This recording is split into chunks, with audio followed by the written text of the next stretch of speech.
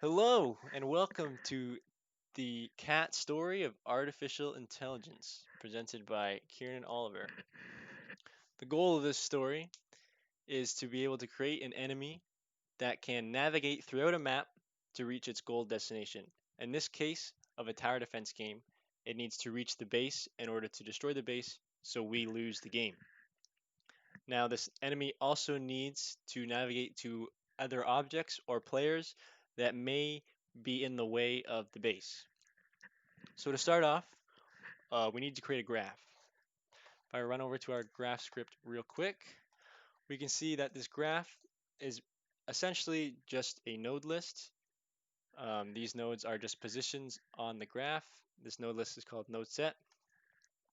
And we can use the graph to create connections, or directed edges in this case, connections from nodes to their neighbors. So we can search through the nodes to find the best path from node A to node B.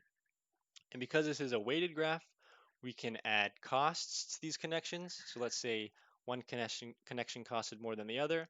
It would either be less likely to be used or it would require more resources in order to use it.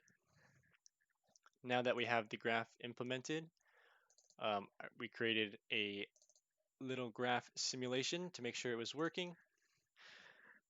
In the time of this video, um, we already implemented search algorithms such as BFS or breadth first search, Dijkstra, and A-star search. So we'll be using A-star search throughout this video as it is the most efficient. As you can see here, we can set our start node and our end node.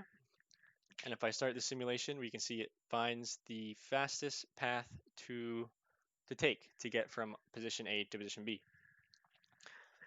Now with this nice pathfinding done, we now need to make an enemy be able to use these waypoints and move from its position to its destination position.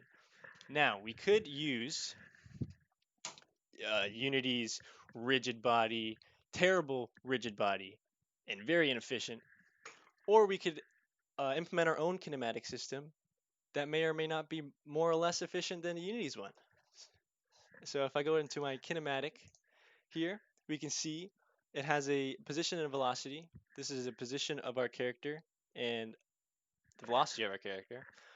It takes in a steering output. Now, this steering output essentially uses properties such as max speed, um, whether or not we want to go slower or faster, depending on if we're farther or closer to the node. And it also includes algorithms such as arrive or seek. Basically, how do we want to get to our destination? Or maybe we want to go away from our destination. We could use algorithms such as flee, that goes in the opposite direction. So it uses all of that in order to move our character's position towards its target position. Now with the kinematic and a graph being done, we can create a nav mesh simulation here. Keep in mind that this node, this blue node, is where we want to go. So using our A-star search, we can search throughout the nodes of this graph to find best uh, the best route to get from our position to our destination's position. Yeah, so if I press play, we can see that it bakes the graph, and if I click around, it'll repathfind from its position to our to the destination. To make this a little more efficient, if it can see the destination, it just goes it totally ignores all pathfinding and goes straight to the destination. That's what this yellow line is for. Um, so to further explain the efficiency of our graph, we can take this example here. So keep in mind the blue node is our destination. This zombie right here is closer to node 1 than it is to node 19 down here. So the way our method works is that it would get the closest node and pathfind from there. So if it were to do that straight up, it would go to node 1 to node 19 to whatever node to our destination. Now that is a little inefficient since we can just go straight to node 19 anyways, and we don't have to backtrack as much. So this is where our weighted graph comes in, or the A-star search method does it inside its algorithm, where we can take the distance from each node and add it to the cost of our connection. So in this case, if we're at node 1, the the total cost to get from node 1 to our destination would be significantly more than node 19 would be.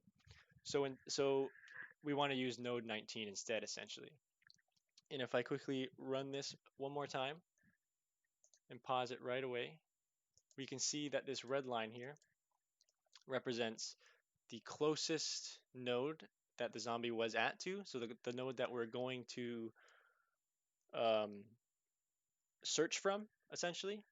And this green line shows us that the node that would cost the least amount from our position. So it's going to go to node 19 too, and this adds for seamless transitions between our going from one pathfinding to another pathfinding. Now that we have our nav mesh pretty much complete, the last thing we need to do is, since we're playing a tower defense game, and in this tower defense game we want to be able to block our enemy from reaching our base, so we want to essentially turn off, in air quotes, our nodes in the graph so that we can't use them anymore. And a way to do this is to bake the graph, and if we ever want to turn off a node, we will disable them or turn off the script, and then rebake the graph so that the node set does not include the node that we just turned off. Um, Therefore, it can't make any connections to other nodes, therefore rendering it pretty much useless, as it has no connections going into it and it's not even part of the graph. So that brings us to our first demoable level. As you can see here, we have a single single lane level. There's a spawner on this side and there's a base over here. If I start this and pause it right away, we can see we bake a nav mesh. The nav mesh goes straight down the middle, and this white line is essentially our enemy's pathfinding, the path that it's taking. And since we're using a pretty efficient method, it's going straight down the middle, as that's the fastest way to get to the base. And of course, we don't want to get to the base, or else we lose. So what we can do is we can build a barricade. Let's say I build one here. It's going to turn off these nodes. As you can see, these nodes have now been turned off.